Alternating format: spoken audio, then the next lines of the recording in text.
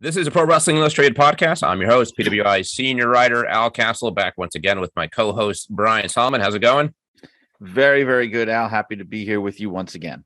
Absolutely. And my favorite guests on the show are always when we're able to get legends from, our own past wrestling magazine legends. And we absolutely have one of those today joining us with photographer and National Wrestling Hall of Fame inductee George Napolitano. How are you? Oh, very well. Thank you. Thank you for asking me.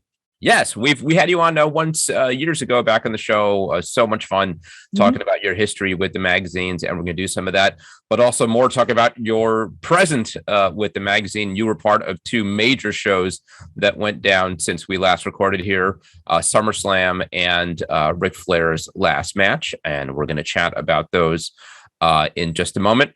But real quick, let me tell you about the latest issue of Pro Wrestling Illustrated magazine. I've got mine in the mail just a couple of days ago, and it is the 2022 PWI poll. This is kind of maybe one of like the lesser talked about annual features that we do, but like some of the other ones we do, it really does provide a snapshot of where the wrestling business is at any given time. And it's fun because it's 50 different questions. It's stuff that, it goes beyond who's the best wrestler and that kind of thing. And last couple of years, because of the pandemic, a lot of the questions were sort of pandemic related. We moved away from that a little bit this year and got to have a little more fun. I mean, we talked about stuff like what are your pet peeves in wrestling and all that. So check it out. Actually, why don't we go through some of the questions while I'm here? This is always a fun thing to do on the podcast. And another fun thing is the last couple of years, we've opened this up to pretty much everybody. For years, it was kind of limited to just sort of like wrestling insiders. And we've opened it up to readers. And so I think it's given like a different perspective. I want to ask you guys some of these. It's kind of one of those staples. Who is the best pro wrestling manager or valet in 2022? Brian, I guess there's not a whole lot to choose from, but any thoughts on that one? Yeah, it's one of those things where that the role of the manager and especially the valet is not really what it used to be. But I actually wrote something recently in the magazine about how in the past couple of years we've seen more managers starting to come back again. I mean, for years it was just Paul Heyman and only Paul Heyman. And now there's other people, there's Stokely Hathaway and AEW, and there's Mark Sterling and people like that. And although I did say in the piece, and I think it's true that it's a little bit more on the AEW side, WWE seems to still be a little bit hesitant with managers, but I'm hoping, I think it's an important role. There's a lot of people that's their calling. They can't really be like I mentioned in the article I wrote, somebody like a Bobby Heenan who was so great in the ring. He actually was great, but he didn't look like anything special. So he became a manager, and thank God, because he's kind of the greatest manager of all time. And where, would we be without opportunities for people like that? So I kind of hope that it goes more in that direction. Yeah. Well, no spoilers here, but as you can imagine, Paul Heyman did really well in this question. And worth noting that another WWE manager is made the cut, MVP. William Regal also did relatively well. So those are all non NXT guys. Here's one that I think is a new question in the poll, which is a fun one. In your opinion, which stipulation or match presentation is the most overused in 2022? George, you have any thoughts on that? Overused really? Match stipulations. Not really. You have to think about that. I don't know. How about you, Brian? Well, this is again something that's come up. I would have to say Hell in a Cell. I think it's something that it used to feel really special and something that was like the ultimate blow off, kind of like the way just a regular steel cage match used to be. But now it's like, well, we're just going to have this pay-per-view called Hell in a Cell, and we're going to slot people into the matches, whether the feud deserves it or not. So, that's something I think I could see them maybe giving a little bit of a rest to. And honestly, after the last Money in the Bank, I'm kind of on the fence about that one too. That was not a great showing, and the whole Theory thing and the way they handled the Liv Morgan thing, maybe I'm in the minority. I didn't like it, and I think maybe it's time to give that one a rest. I agree with you more on the Hell in a Cell side, because at its best, Hell in a Cell needs to come about organically, right? It's supposed to be the pinnacle of the hottest feud of the year, and whenever you get there, you get there. But since they created a pay-per-view that's on the calendar, it's just sort of whoever is feuding right now gets that match. I think they've gotten a little bit better about it over the last few years, at least when they've done Hell in a Cell. Maybe some foresight. It has felt like the feuds that have culminated there kind of warrant a Hell in a Cell, and they haven't done as many. I think maybe the last one, there was just the one, right? It was at the Cody and Seth. And was that the only Hell in a Cell match on that card? I think it was. Yeah. Since you're talking about that, the one I really enjoy the most, though, is Money in the Bank. Yeah, I like Money in the Bank too, and I think it's okay in the calendar. There seems to be a purpose for it, and there's an end result. Some of these have no really end results. Yeah, it's sort of like the Royal Rumble, that it's part of the calendar, and on one hand, it doesn't feel organic, but that's not really that kind of match. It's sort of like the Rumble in that you do it every year, and almost like the G1 Climax or something. It's built in the calendar, and it's got some stakes to it. But we talked about our issues with, especially when a babyface wins, with that. Another front is kind of related. It's the next question on the poll. I'd definitely be interested in getting both your takes on this. Which lesser used match stipulation or presentation would you like to see used more? Yeah, me. Yeah. Lesser used. Well, for that, it would have to be something maybe from the past that's not done as much anymore. I mean, I don't know. That's a really tough one. I think, you know what I think? This is one thought I have on that. So they do the last man standing matches now, and it's kind of cool. And it's sort of like the evolution of what they used to have, the Texas death match, in a way, right? Where it's like you go until somebody can't continue. But the difference is that in a Texas death match, they would usually allow falls. Like you could pin the guy, and then the guy would like get a break. There would be like a 10 count, and then the match keeps going if he gets up. And I think that's a way to kind of make it a little more interesting. Like, this isn't to say that the Roman Reigns Brock last man standing wasn't great. I thought it was. But a lot of times those kind of matches, they just tend to go on forever. Yeah. And it's just the referee constantly trying to count to 10. And I think if you broke it up with pinfalls like that, it would actually maybe create more drama and more kind of like spots that you could do. That's how TNA did it for years, I think. Yeah. I don't know if Impact had a last man standing match in the recent past, but that was their model. And I agree. It worked better because the reality is in these last man standing matches, you have these lulls by necessity where they get all the way up to 9, and the match isn't over at this point, but everything stops so the ref can get to 9 just so the guy can get back up. And right, I think the Impact version is close to what you're talking about, which is they would only start counting after a pinfall. I think that the last man standing match I just saw was amazing. It was fun. Yeah, it was. George, any kind of matches that you miss seeing, you don't see that much these days? I'll tell you one that did well in this poll is 2 out of 3 falls. I was thinking right away, barbed wire match. You want more barbed wire matches?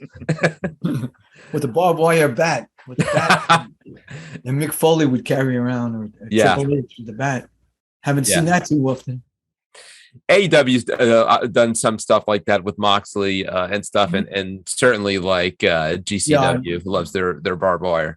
Yeah, WWE's not going to do that because they don't do blood anymore. So it's like that kind of stuff is off the table. You can't really do a barbed wire match with no blood. It's really it would be kind of ridiculous. But that's also one of the challenges of stuff like Hell in a Cell, right? Is that it's sold on the violence, and then you can't. I mean, to this day, I think the worst match.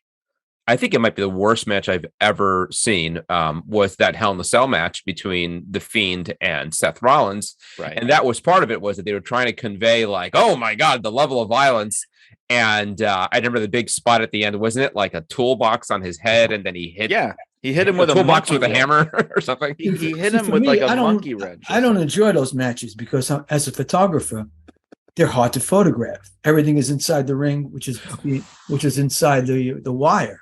That's a really good point. So are you sticking the lens through the hole? Well, we used to. No more. We sit in the low. Oh, right. Yeah. Or whatever. And you're shooting through the fence itself. So Georgia, you don't get that same feel. As a photographer. I have a question about that, George, if I could ask you, because back in the day when the WWF switched over for a while, they were using that big blue cage with the bars. It looked to me like one of the reasons they did it was it would be a lot easier to shoot through those bars than a regular cyclone kind of fence. I don't think they ever worried about how they were going to shoot. They're going to have a guy inside the ring anyway. That's true. About the outside people, but we used to look for an open spot or a place where the hole was bigger. You would eye up the ring, and where they came together was always a hole, and you would go there. Or some of the holes on the fences were larger than others. You would always look first where you're going to shoot from, and then work accordingly.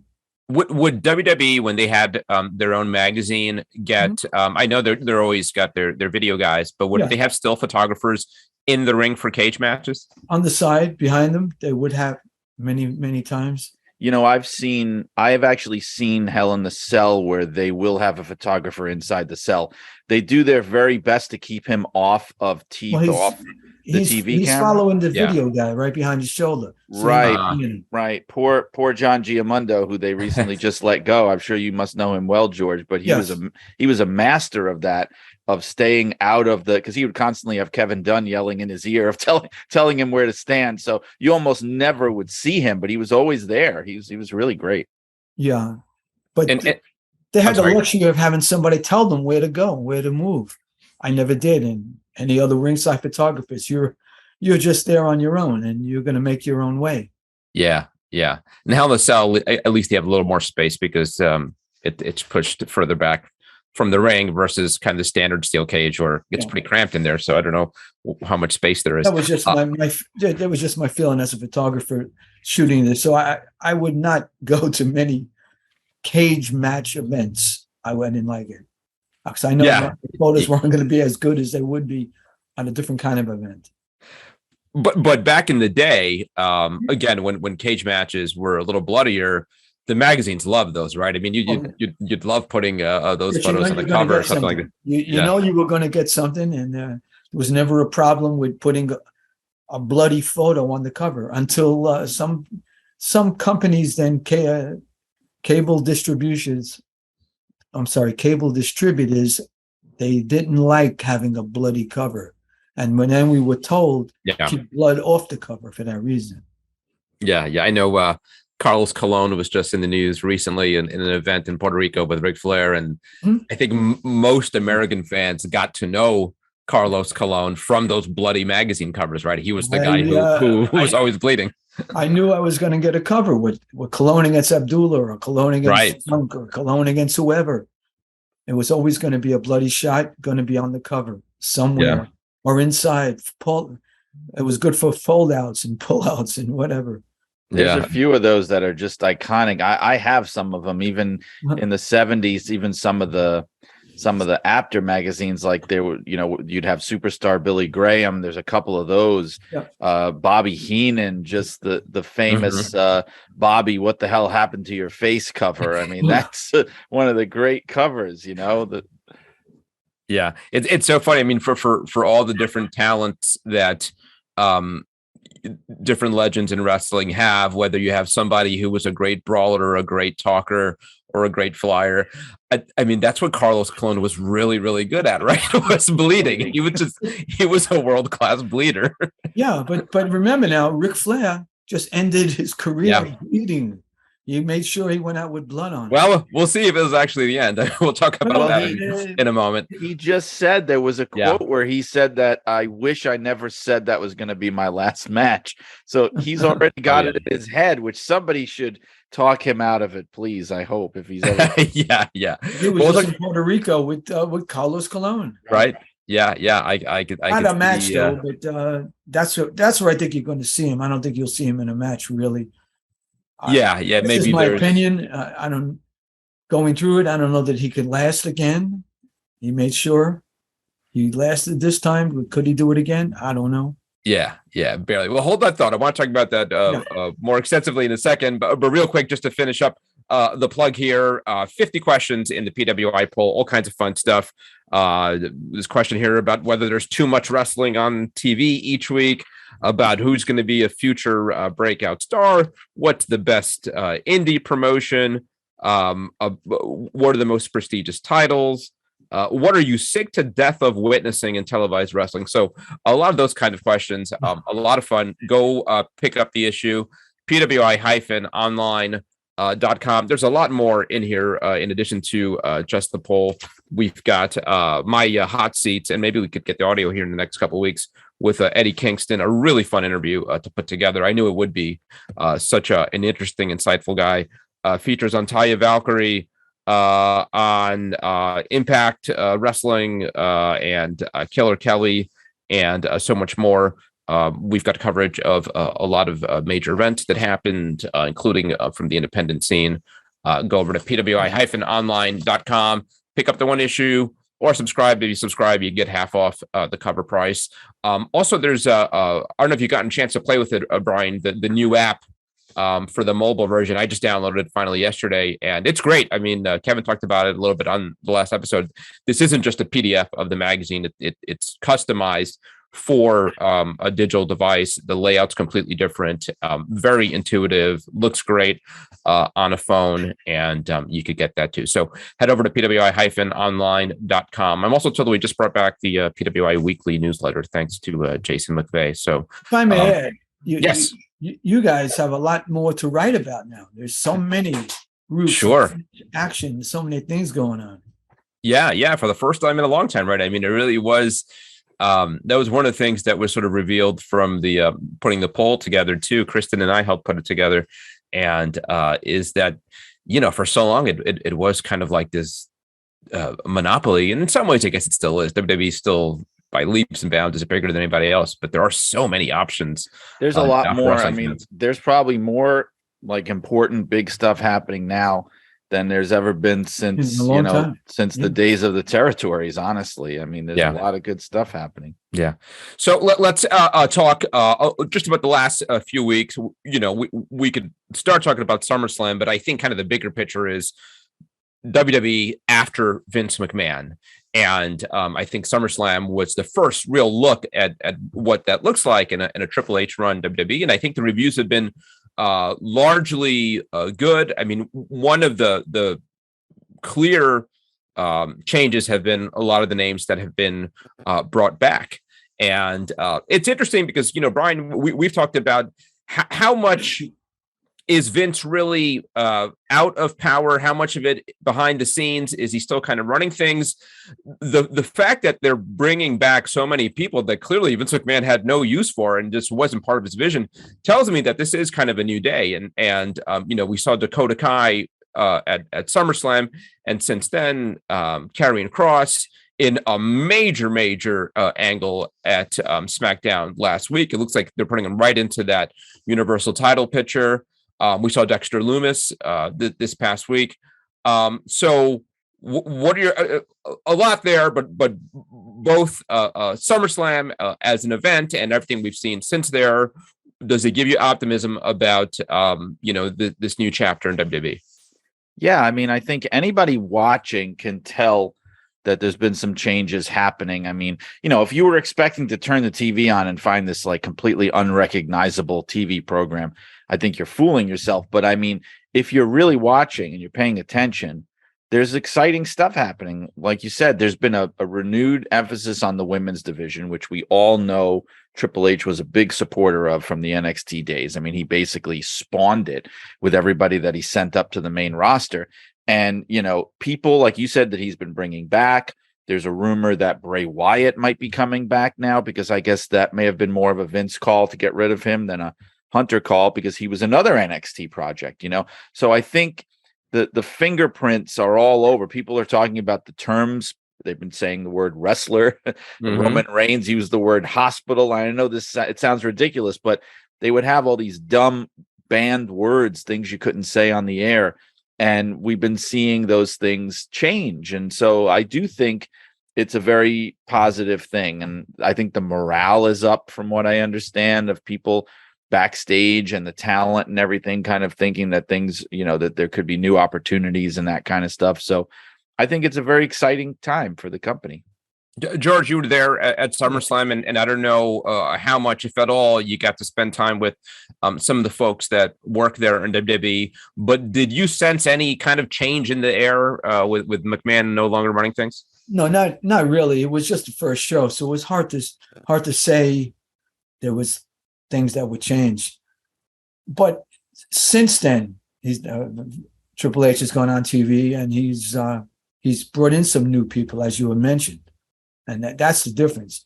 I think SummerSlam was a continuation of what they had already planned. Right. I mean, they had to go through what was already there. But they did need new help. They needed new talent. They needed new ideas, and they needed new people. Yeah, it's an interesting point. I mean, how much of SummerSlam was sort of in the can already was Vince McMahon's vision that they executed, and do we really have to wait until whether it's the next big pay-per-view or the one after that to really see? I think it'll take time to see what pans out and what develops. They really had no opponent. Karrion Kross coming in was a really good move. Yeah. What did you think of SummerSlam, George? And I think it's so interesting. We talked a little bit about this the other day when we were chatting by phone. On one hand, you're there, you're in the perfect position to take in this huge event, and on the other hand, you're watching everything through the little eye hole in your camera, right? So that's how I've watched everything my whole life. And any other photographer, you watching it through a little hole in the camera. Yeah, you don't have the opportunity to go back and rewind and stop and criticize or critique a move or see what's going on. You're just following what's in front of you and trying to get it all in. And also, too, standing on a ladder. I mean, I'm for any big event, we're behind the ringside, but you're behind the people who hold up signs. So you have to get taller than them. You have to stand on a ladder. So where are you? Are you like on the hard camera side? Hard camera side on a platform that's very small. You're on a small platform behind ringside, right below the hard camera. If it's an arena, you're sitting in the seats in the loge section for photographers, unless you're working for the WWE. Yeah. So can you, in that kind of position, and with that kind of focus, can you even distinguish from this was a good show versus a bad show, or even a good match versus a bad match? Or is it something that you can only really put together later if you choose to go back and watch the show on TV or something? It's all feel. I mean, it's how you feel as it's happening in front of you. I mean, to be honest, the last match between Brock and Roman, I really couldn't see it. I know we picked the ring up, but once you pick the ring up, everyone's standing up and they're down below on the floor. I can't see what's going on unless I look on the TV screen. Are you doing that? I mean, is there a fan part of you that, in addition to doing the work, also wants to see what's going on? Even if you can't shoot it, look to see where they're at and see what's going on. Right. Last man standing is all over the building. Yeah. Brian, you enjoyed that match too. I mean, there's not a whole lot of things that you could say I've never seen before, but picking a ring up and tilting it over and having the guys roll out, it's gimmicky. It's sort of exactly the kind of thing that Vince McMahon would love. But also, I watched it in Dave and Buster's in the Washington D.C. area because I was away for a few days. It popped me huge. It popped everybody who was watching huge. It's just one of those moments that was. I think seeing Roman roll down the ring was. Yeah, that was a lot of fun. Yeah, never saw that. I mean, that's something I never saw before. That was was an amazing spot. My wife made me replay that spot because she was just like, let me see that again, of him tumbling out of the ring. Because I didn't even notice that the first time I watched it, because all I'm doing is watching Brock on the truck lifting the ring. And I didn't have my eye on Roman and the fact that he had himself positioned all the way up on top. Right. And he went all the way down. He rolled all the way down, and then he's on the floor, and now everybody stands up, and that's the end of my pictures. That sucks. It was a spectacle. But that's what happens. I mean, that's just the way it is. Yeah. It's a lot easier than it used to be when I was at ringside and you were worried about the cameraman and chairs and ladders and everything coming over your head. We just standing back and you shoot and take what you can get. Yeah. And that's really what it is. That seemed to be the end of this program. Brian, do you think it's the end? I imagine they could revisit it down the line, but it does feel like you need to take a break from this now. I mean, they might revisit it, but I don't think they have any plans to. And I think because if they did have plans to, they wouldn't have advertised it as the last match ever. I mean, calling it the last match ever doesn't mean it's actually going to be the last match ever, but it does mean that they're not planning any other matches anytime soon. It's just not really on the agenda. And I think especially, look, if Triple H as head of creative really wants to send a message of doing new and different things, he's not going to go and revisit a match that they've done like 7-8 different times on pay-per-view alone. He's going to want to try to do different things. But it was good because, look, Roman is at a place right now where he needs challengers, and almost not to say it in a negative way, but he needs placeholders. He has to get from month to month and have somebody to work with. There's no plans for him to lose the belt, I don't think, anytime soon. So he needs people to work with. That's all it is. That's why you had to bring back some of these people. There was no more opponents. Right. There were no more opponents. Yeah. What do you guys think? And I don't know exactly what the plan is, but I mean, clearly they were going with McIntyre and Reigns at Clash of the Castle, and McIntyre kind of a new opponent for Reigns, but not a new face in that main event mix that, he's been up there now for a few years. Cross really is, and it's interesting because Cross, the jury's still out on him.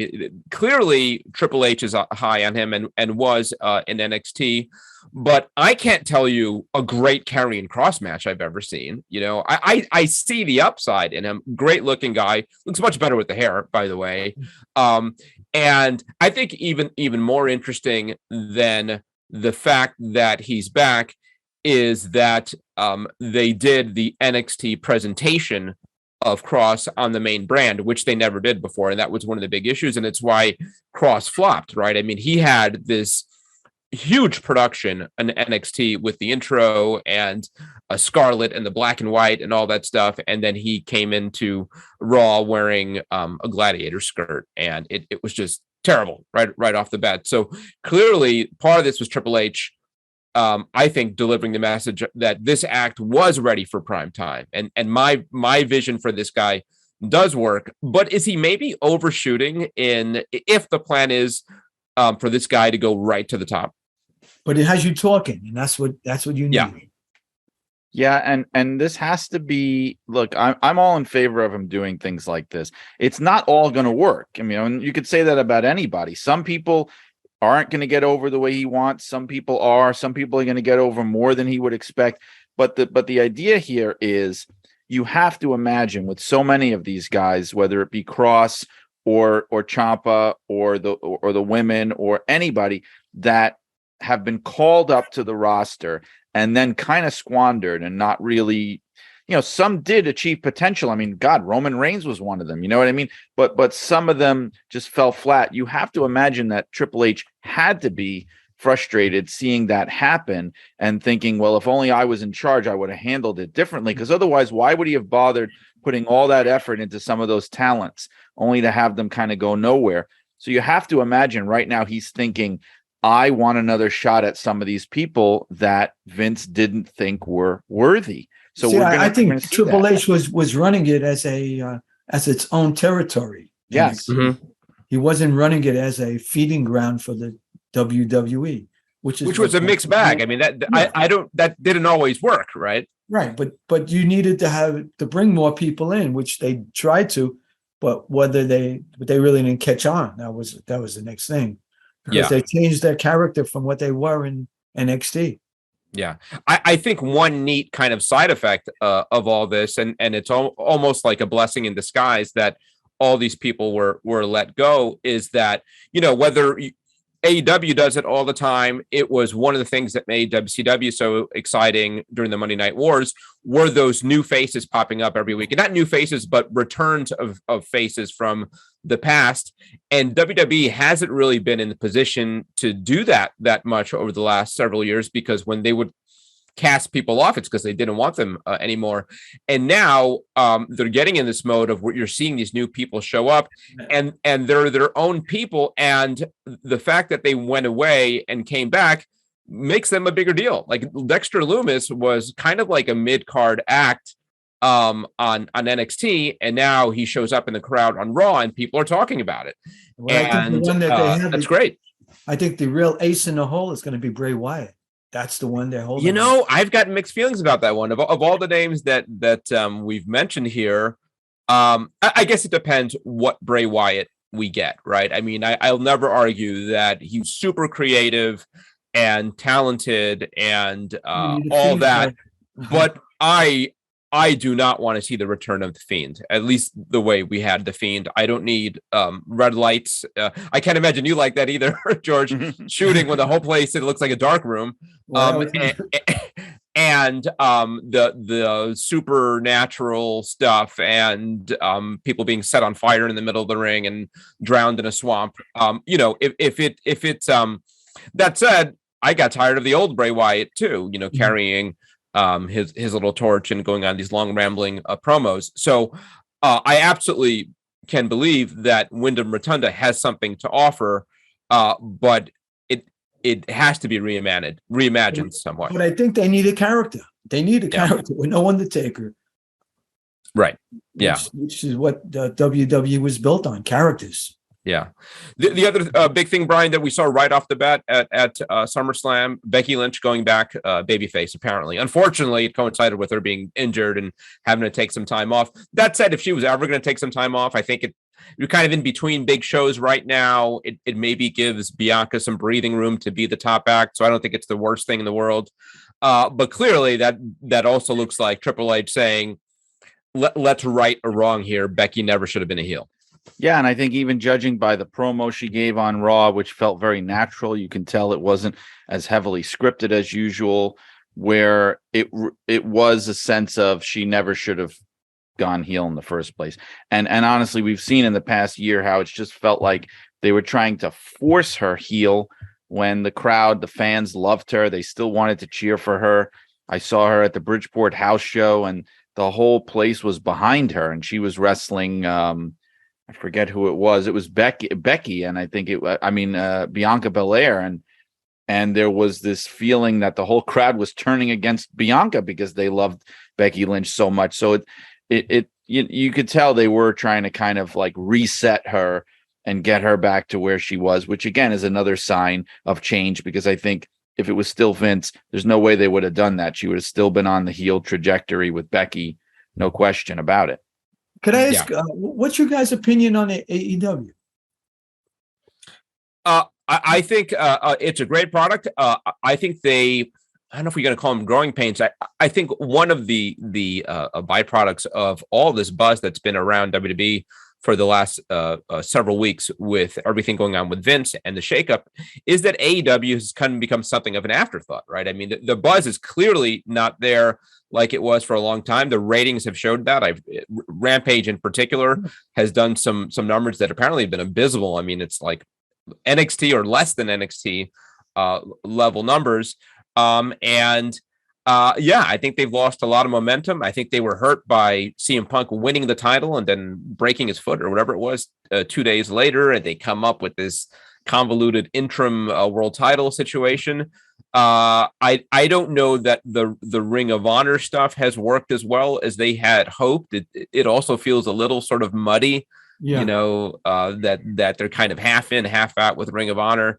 I feel like, I mean, none of it is all that serious, but I do think there needs to be a little bit of course correction there. And then if I may ask again too, with all the promotions out there, do you have anything that you really follow in and surprised about? Well, one thing that I've been following, but I feel like they kind of lost their way and they really had something special, was the new NWA. Yeah. I was a big fan. I thought it was such a cool idea because at first I thought no one's ever really thought to do that, kind of like a throwback wrestling company where You're trying to go for nostalgia. Don't let Billy Corgan hear you call it that. Well, he's not here now, so I'll say it. But where you're marketing for nostalgia, you're trying to get maybe those lapsed fans, people that stopped watching, people that loved the wrestling that they watched when they were kids and all that. And they've really started going away from that. And I feel like if they're not doing that, that was the thing that made them special. Okay. It made them different. And now they're just another indie that's streaming. And I think, but I used to really follow them closely. In fact, when they first started NWA Power, when it was on YouTube, that was the most fun, in my opinion, wrestling show to watch for the first few months. Yeah, I agree 100%. We used to talk about it here on the podcast all the time. It was must see viewing every week, and I've definitely gotten away from that. Some of it was some bad breaks. They put the title on Cardona, which I think a lot of people thought was an okay idea. I think Cardona got hurt. They go back to Trevor, which Trevor didn't really set the world on fire as NWA champion. And I think there was a lot of eye rolling when it was announced that they originally were doing Trevor and Nick Aldis at the next pay-per-view, the 74th anniversary, which I think a lot of people are excited about, if maybe it was a way of getting that title back on Aldis. And then they changed it to Tyrus. And I mean, all due respect, I mean, I don't know that anybody sees Tyrus as the future of NWA. I get he's on Fox News. He's got a little bit of fame. He's got a lot of exposure from that. He really does. It's you'd be surprised how much mainstream recognition he gets, because Fox News is like one of the most watched networks on television, and he gets a lot of eyeballs on him. But I thought Nick Aldis was the perfect champion for them. Great, he really represented it so well, I think. But with Trevor Murdoch, they were, I think, trying to go for like a Harley Race type of NWA champion. But no offense to Trevor Murdoch, he is no Harley Race. You know what I mean? If I can add, my favorite that I watch these days is MLW. That's another one. Yes, I think they have a complete show from old time wrestling to the new high flyers to really solid stuff. I mean, I enjoy Jacob Fatu and Hammerstone. George, and we write about MLW a fair amount in the magazines, and over the last couple of years, I think we recognize their title as a world title. I've never watched that closely, to be honest. I mean, sort of in passing, I'll keep track of them. What, if anything, makes MLW unique, stand out from what else is out there? I just think that they incorporate every style available. I mean, they have their hardcore matches. They have the AAA lucha style, flying younger people, and they have really solid matches, wrestling matches with Richards and a couple of the other guys. Yeah, I think the problem I've always had is finding what is that calling card for them, and I think Fatu was part of it because he was such a talent and sort of untapped, and was different than other guys. But I know he's still in the mix. Hammerstone's I guess the top guy now. But when I've checked it out, I don't know, Brian. I mean, it's always had a little bit of like a Wrestle Society X kind of vibe to me. You know what I mean? I liked Wrestle Society X. I liked them. I had on my podcast, I had David Marquez on, and he was one of the people behind that with MTV. But we used to watch that. He works with MLW. He does. He works with everybody. He's like everywhere.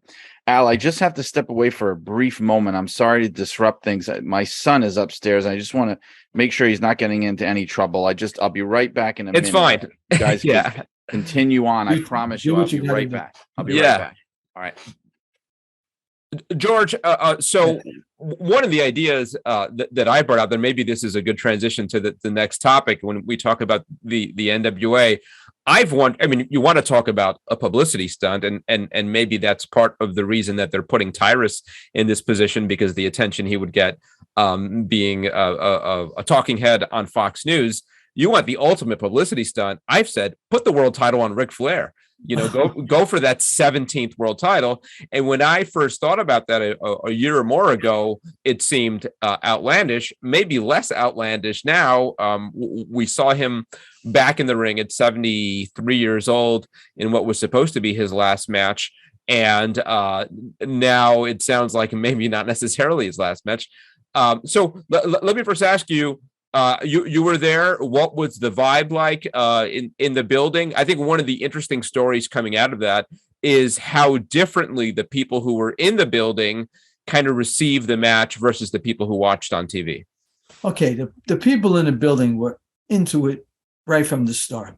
When Jeff Jarrett was announced, that was the loudest, largest boo he's had in his career. Everyone was against him. Everyone. And I don't think Jeff has ever had that much heat generated in a match.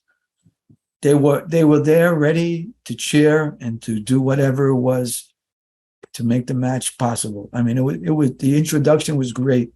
And then Rick coming down, you were there to see Ric Flair's match. Whether it's his last one, his next to last one, 5 more, who knows? But anyone there was there for that reason. They wanted to see Flair. And I don't think they cared that he didn't do the drop or he didn't do this, he didn't do that. They were there just for the whole effect of being at a match with Ric Flair, probably being his last one. But he didn't do much of anything is the truth. And I think that at least, and as you're pointing out, I think people who were in the building maybe were more forgiving, but certainly people who watched on TV and saw some of those training videos where he was doing a lot, and then come the match time, he really didn't do much at all. It's like everything else. I mean, this is what your plan, but then once you're confronted with it, you just go back and just do what you can do. Yeah. Yeah, I'm sure there are many other things he wanted to do, but then his body just didn't work. Yeah. It just didn't work out. Yeah. Overall, how did you think, and taking all these things into consideration and the fact that he's 73 and there was talk that maybe he had some kind of foot injury, taking all that into consideration, how did you think he did? I just thought as the match progressed as a whole, it was an exciting event, and the people who were there in the building got what they paid for. Yeah, people in the building. Yeah, if you went and bought it just to see Ric Flair do the figure 4, do all these different crazy moves that he does, you shouldn't have, because you should have known better. You should know that it wasn't going to be like what you expected. But in the building, it had a vibe that really I haven't felt in a long time. Really. Yeah. And you had Undertaker sitting there and Cactus Jack and Bret Hart and a couple other people, Kid Rock. They were there to see the totality of the event, not to see in any particular move or moves. I do think that was one thing that was really cool about it, which I think there were concerns about, was, you've got Ric Flair, and Ric Flair, his supposed retirement match was on as big a stage as you could have, WrestleMania in Orlando, in front of whatever it was, 40, 50,000 fans. It felt like a big deal.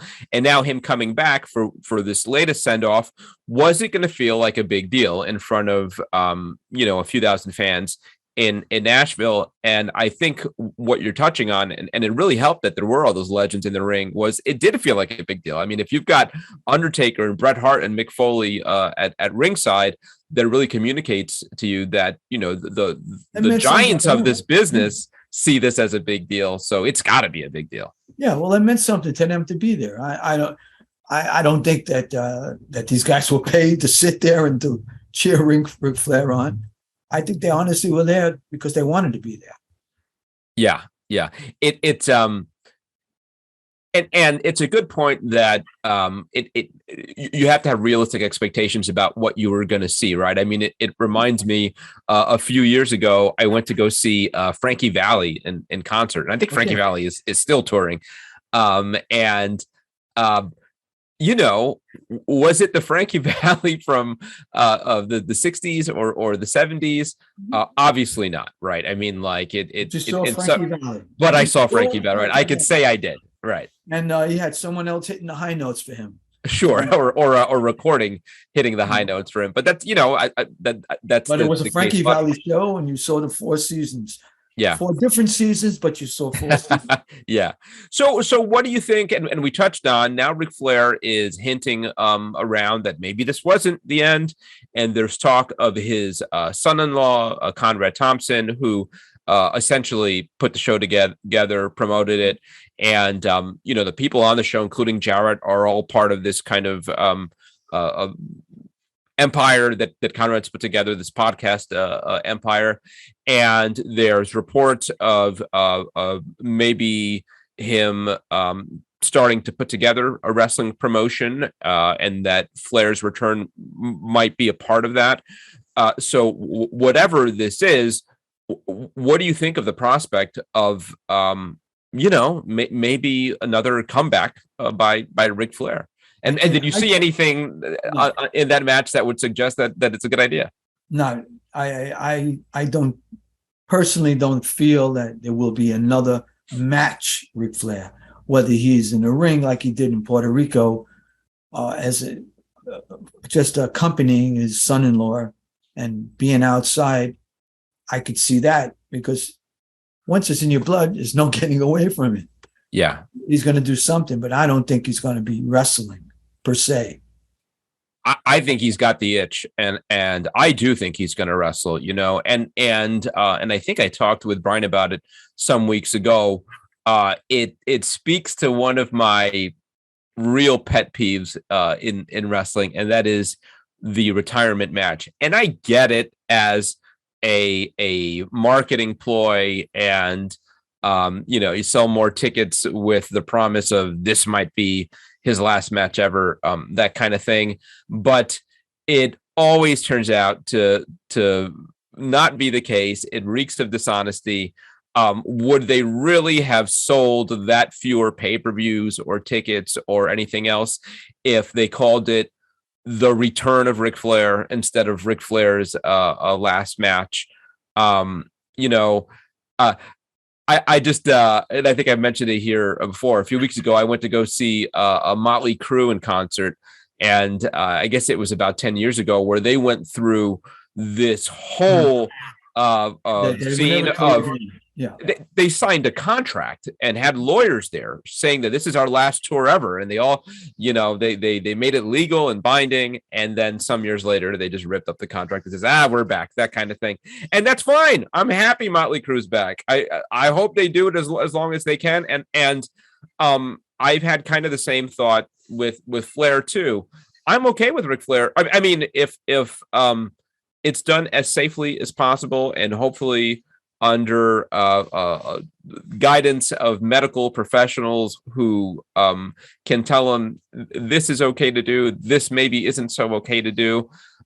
I'm not going to tell a guy not to do what he loves and make a whole lot of money doing it. So I'm truly okay with it. I just wish they'd stop calling them last matches. Just leave it alone. I sort of like the way Steve Austin did it 20 years ago at WrestleMania 19. He just wrestled, and then it was his last match for 20 years. And then this year he decided to wrestle again, and he really never went back on anything he said, because he never announced it as a last match. He just stopped wrestling. So are you bothered by stuff like that?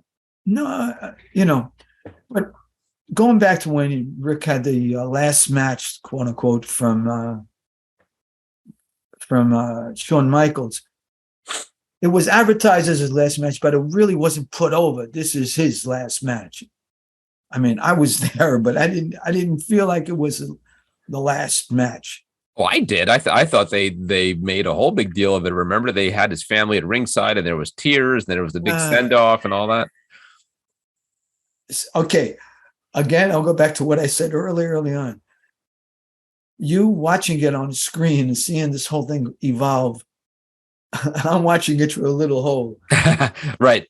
So I didn't go back and watch it again to see the family at ringside, to see all the drama and whatever. I just got it as another match.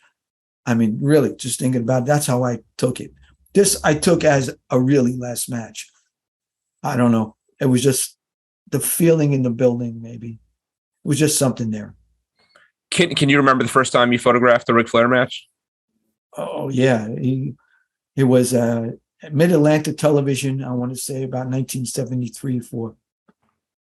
Do you remember anything about him? That was he just another young wrestler on the card, or another young wrestler, and he had some kind of appeal to him. He just looked good, and he seemed good. He looked good. Yeah. As far as this is going to be an all-time great, didn't see it. I mean, that's hard to say. Yeah. What if any what if any relationship have you had with Flair over the last, whatever it's been, 40 plus years? Well, listen, Ric Flair told Conrad that he wanted me at ringside to photograph his last match. And really, that's why I went. Yeah. I was invited by Ric Flair. And he did an interview and he said, I'm so happy that George Napolitano is going to be at my last match. And really, that's why I went. Yeah. Yeah. I saw a thing that Jeff Jarrett did a few days after that at some kind of convention, which was the first he was talking about that match. And he brought you up again. I guess he was being interviewed by Bill Apter, and he jokingly, lovingly talked about Bill and you and I forgot who the third person was, but being photographers who love to be in front of the camera, love to be photographed as well. Yeah. Well, again, I've known Jeff, and there's a running joke between me and Jeff. Jeff's favorite wrestler was the Boogie Woogie Man. Yeah. Handsome Jimmy Valiant. He always talks about another bleeder. And I call him the Boogie Woogie Man. And it turns out that Jimmy Valiant was actually my first story. First story I wrote was Jimmy Valiant. Yeah. Yeah. I think Jeff Jarrett's been one of the cool stories of the last year or so too. And I've one of the questions, and I'm not sure we have it in the poll this year, but one of the questions we would have for years is one of the staples of the PWI poll is who are the most influential people in wrestling. I think it is in there.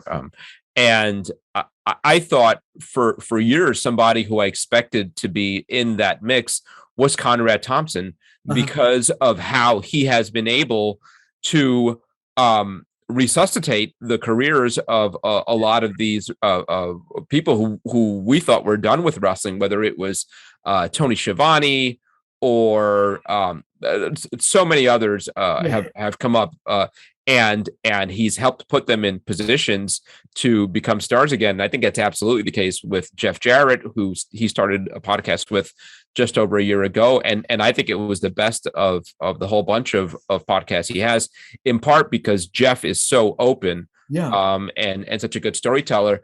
But it's SummerSlam weekend, he was a referee in a match on SummerSlam. He wrestled Ric Flair in his last match, and he looks fantastic. You look at Jarrett. I don't remember his arms looking that big. So I think it's one of the real cool stories. Brian's back with us. We're talking a little bit about Ric Flair's last match. What did you think about, putting aside how Ric Flair looked for a moment, about how Jeff Jarrett looked? I thought it wouldn't be too far to say that he was the most compelling that I've ever seen him. I'm not exaggerating. As a heel, and just he carried the match, and they needed somebody obviously to help to carry that and make it compelling. He did an amazing job out there. I mean, and he's no kid either. He's not, I think he's in his mid 50s, and he looked phenomenal. You had to hear the response he got. A lot. I looked like people wanted to kill him, and that's a good thing. And they did, and he fed into it. He fed into it, and he played it, and that was one of the main parts of the match too.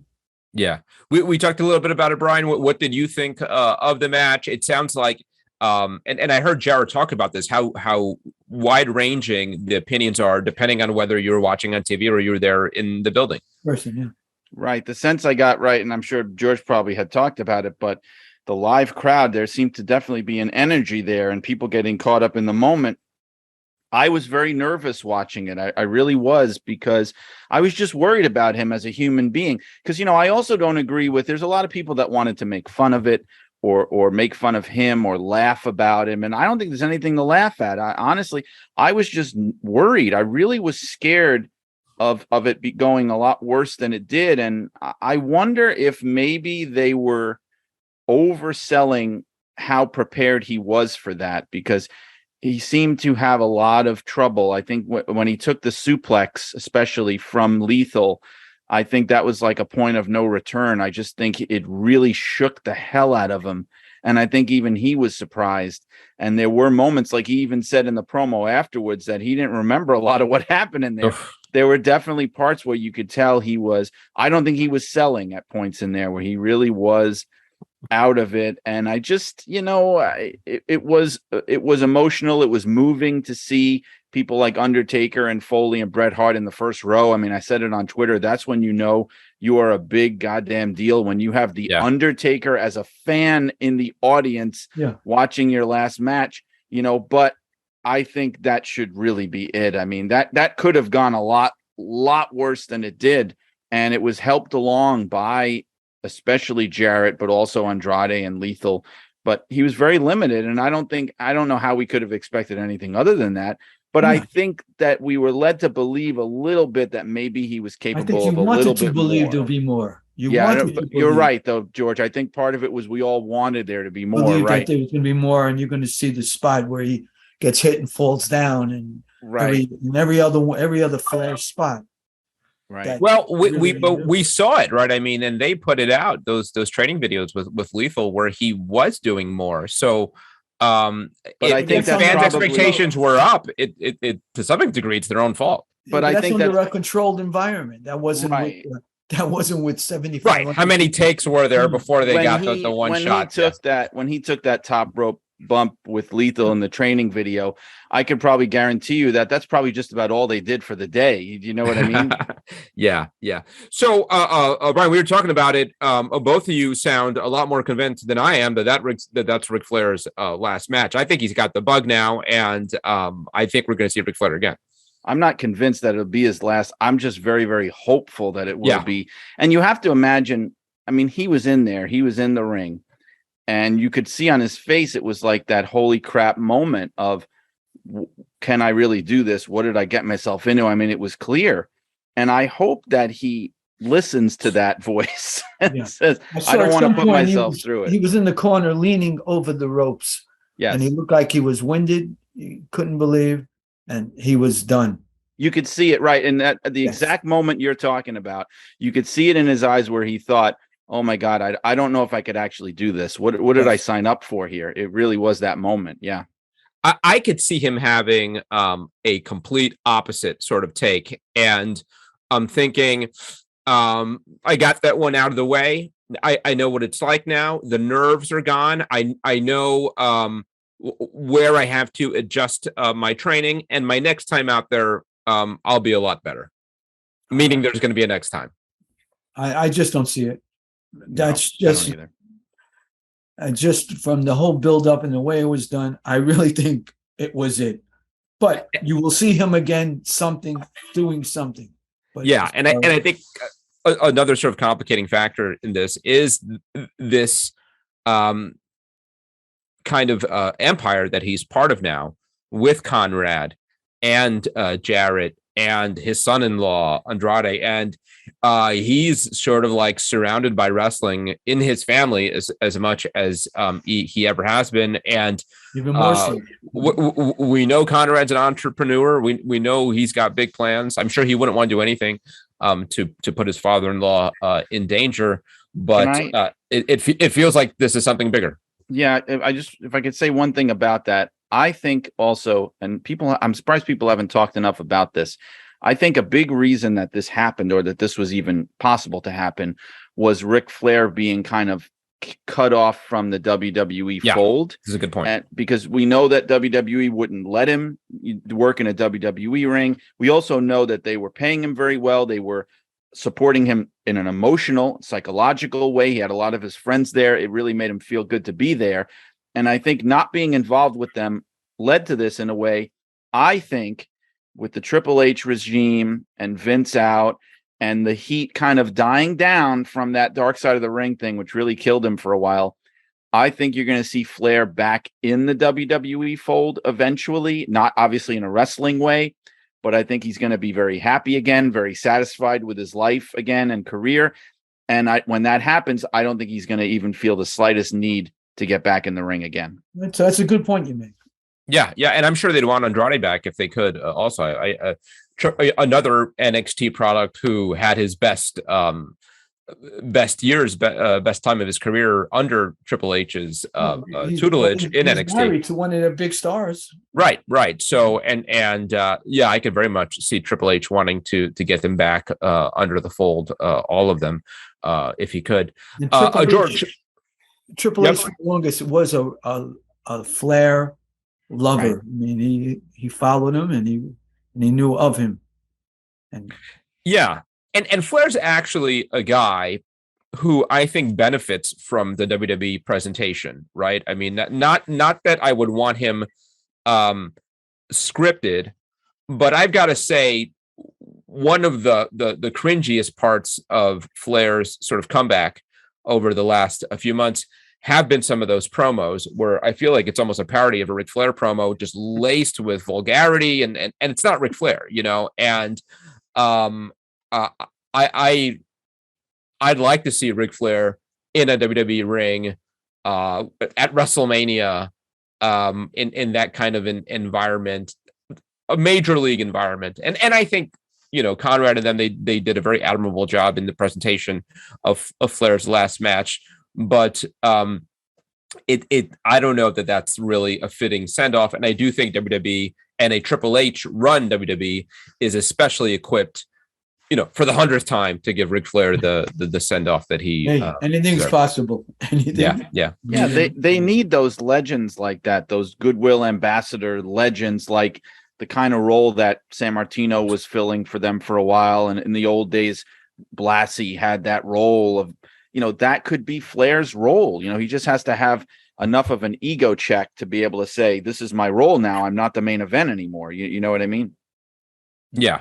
And it would, and I don't know how possible this is, but Andrade managed by Ric Flair in WWE, Flair doing the talking for him. That's money. I mean, that's a package. That's, I think, what Tony Khan wanted to do before the Dark Side thing kind of made Flair untouchable for a little while. I think that was the plan. Yeah. And I like the chemistry between the two of them. I the whole father son-in-law chemistry. I like it a lot. George, but before we wrap up here, we talked a little bit about Vince McMahon. I asked you just now what your relationship with Flair was over the years. What, if anything, is your relationship with Vince McMahon been over the years? And what's your take on that chapter of wrestling history coming to an end? Well, Vince was always very, very nice to me. I never had a problem with him. I used to be, I was the unofficial official photographer for many years. I used to do the programs from Madison Square Garden in the 70s. I was the editor and I would put it together. And then I worked on a whole bunch of stuff with Vince McMahon before he went national. And then afterwards, we just drifted apart like everything else. But him and his family has always been very, very nice to me. When's the last time you remember seeing him? Oh, it's been several years. Yeah. I used to go to the matches. I never saw him. I would. And that's the case with most of the WWE guys. I'm there, but I'm not like I was there before, backstage and hobnobbing with everybody. I'm just in the arena as a photographer, like one of the others, at the hard camera loge position. So I really don't get to see anybody unless they happen to come by me or come with me. Yeah. Are you still enjoying this all these years in? What have you been at it now? 50 years? Yeah, it's 50 years, a little more, 50 plus. Yeah. But honestly, I don't enjoy it as much as I did when I felt I was involved. Mm-hmm. At this point, I don't feel like I'm truly involved like I was. What do you mean? Yeah, what I mean is I'll take pictures now for PWI, and I've been doing that since for my competitors since at least 2008, 7, 8, 9. But when I used to go to a match, I used to know what I would do, and I would put together in my head how many stories I would get out of a particular show and how I was going to present it and what I was going to do for the future. Now I'm just a photographer taking pictures, sending them off to Kevin, or whatever, and then these pictures are just used randomly, haphazardly in my mind, but not to the same extent that I would have done them if I was running a magazine on my own. There's some parallels here with this conversation about Ric Flair and energy levels. What's your energy level to stand for whatever it is, 3.5, 4 hours at a SummerSlam, and that intense focus of looking through the viewfinder of a camera for all that time and making sure the shots composed just right and all that. Are you tired? No, never. Yeah, never. I could still do it, and I still shoot ringside. I shoot ringside for the Flair match. I was at ringside. I'm at ringside for MLW and a couple other indie promotions, and I get more into it than if I'm sitting in the loge, and where you can just take the picture and you can look around, you can drink a soda, eat popcorn, and continue to take pictures. At ringside, you got to be totally into it and know what's going on around you, behind you, front of you, back of you, at any moment. You have to be out of the way. It's not an easy task. Some people think it's easy, but it's not an easy task to actually do it. Yeah. How much, if at all, have the rise of like cell phone cameras and the reality that everybody at ringside and really in the whole building has got a camera on them and can get some decent shots now? How has that affected your job? No, not really. And the word you use is decent. Yeah. You can get decent photos with it, but they're still not as good as what you're going to get with the camera. I mean, I'm also quote unquote paparazzi, whereas I do a lot of celebrity events, red carpet events, music concerts and shows. And I see more people with cameras on that, and they'll take a picture with their camera. And if it's a posed photo, it looks pretty good. And then they have it published on People magazine and other places because of the expediency, the quickness that you can send it out. Yeah. I find that it's harder than with the wrestling photos. I mean, do you feel that because it's awesome to see people like you and Bill Apter. I think Stu Sachs needs to be in this conversation more than he is, but get in the conversations of Hall of Fame inductees and getting the honors that they deserve. When you think about the history of wrestling magazines and how much they contributed to the history of pro wrestling, certainly over the last 40, 50 years, do you feel like you get the respect that you deserve? Yes, I do, actually. Mm-hmm. I mean, the weekend in Nashville, there were a lot of people that wanted to have their picture taken with me. Mm-hmm. And they said, because of your books and your magazines, I learned about wrestlers that I didn't really know existed outside of my territory. Growing up, the only way you were able to find out about other people was through the magazines. The magazines made a lot of wrestlers. There was a wrestler that just stopped me named Tony Falk. He was a mid-card guy, bottom guy. I don't remember, but he came and hugged me and said that I put him in the magazine and I made his career. I mean, all I did was take his picture and I used it. But to him, it was a big deal that people then knew who he was and was able to move from territory to territory. And this ain't a guy who was ever a big name. He was in Southwest Championship Wrestling. He wrestled in Tennessee. He wrestled a couple places. I mean, I completely forgot until he reminded me. I mean, there was so many guys like that. I remember, even as a kid, because you're talking about people discovering so much more about wrestling from your work in magazines and books. As a little kid, when really the only thing I watched on TV was the WWF, and I bought one of your books, one of your big hardcover photo books at the Staten Island Mall at the Walden Books. Okay. And it blew my mind. I was 12 years old and I was seeing pictures from Memphis and NWA, and seeing Hulk Hogan when he still had the mushroom cloud on his chest and all these things, and it was life altering. Absolutely, no question. So what you're saying is what a bunch of people told me at the convention of sorts, call it a convention, this past weekend in Nashville, because you're going to have all these fans who really were into Ric Flair in the last match and the old build-up, and they said, there was a whole bunch of them said that it was the books, they said, and the magazines that really made them know that there was more wrestling than what they're seeing. Now, the Road Warriors would always say that we helped make them. I mean, to me, the last people that we really helped were the Dudleys, because they came out of ECW, and that's when cable TV was so, wasn't big, but Bubba felt that pushed him national. The exposure in the magazines was what really helped him, and then get to the WWE. Yeah, you mentioned Tony Falk, who kind of going full circle here, I believe, with Jeff Jarrett's first opponent in his very first match, and it was, I didn't even know it. Yeah, and Southwest Championship Wrestling, I believe, is what Conrad just trademarked, right? So that there's some thought that might come back. You just mentioned the Dudleys. That made me think of somebody in your line of work who, very much is, I would put in that class of sort of the legends on the journalistic side of wrestling, who we lost recently, Blackjack Brown. And I was going to bring him up after I got back from Nashville. I was home a day, and then I took the flight to Detroit for Blackjack's service. Mm-hmm. Yeah, it was a sad day. I got that call on the Saturday morning of the Flair weekend. And, so I had that on my head. I used to walk around with him everywhere. Drove him many, many, many places and walked with him. He couldn't walk good, so I walked slow. I was with him a lot.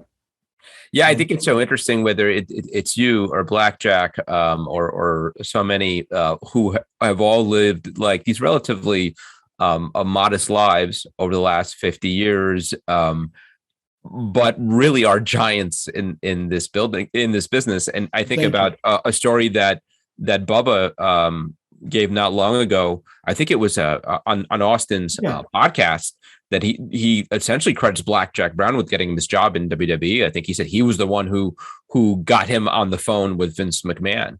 Literally, I think it was like a 3-way call, and Blackjack facilitated it.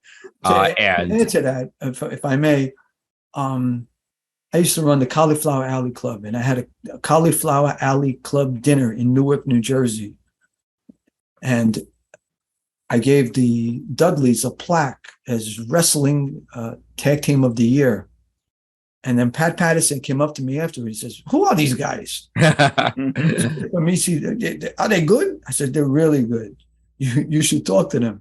Well, Blackjack took it a step further. He put them together on the phone. But that came off of that weekend where I gave him a plaque, tag team wrestler of the year, at the Cauliflower Alley. And at that dinner was Vince McMahon, Linda McMahon, Shane McMahon, Rocky Johnson, and The Rock, all at the dinner at the Newark Hilton, plus others, Lou Dez and Red Bastien, and I can go on, of all the people that were there. They were part of the Cauliflower Alley Club.